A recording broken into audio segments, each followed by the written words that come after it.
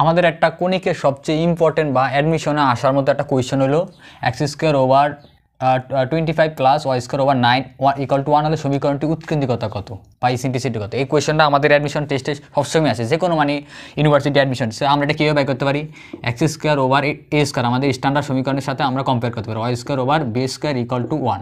তাহলে এক্ষেত্রে ইসেন্ট্রিসিটি যদি এ গ্রেটার দেন বি হয় তাহলে eccentricity equal to root 1 minus b square over a square, যদি এ ইকুয়াল টু বি হয়, a greater than b. A less than যদি b হয় তাহলে eccentricity equal to 1 minus b square a square over b square. তাহলে আমাদের এখানে কি আছে দেখো, ফার্স্ট টাইম আমরা যদি এটা একটু কম্পেয়ার করি, আমাদের এদিক দিয়ে কম্পেয়ার করি, এ আছে 25 মানে 5 স্কোয়ার মিনস হলো 25, এ হলো 5 আর বি হলো কত আমাদের 3, তাহলে এ গ্রেটার দেন বি। তাহলে আমরা এটার মধ্যে ইনপুট করলে আমাদের ইসেন্ট্রিসিটি ফাইন্ড আউট করতে পারি। তাহলে আমাদের ই ইকুয়াল টু কত আসে এখানে 1 মাইনাস, যেহেতু বি স্কোয়ারের মান কত 9 আর এ স্কোয়ারের মান কত 25, সরি এ স্কোয়ার হওয়ার কথা ছিল 25।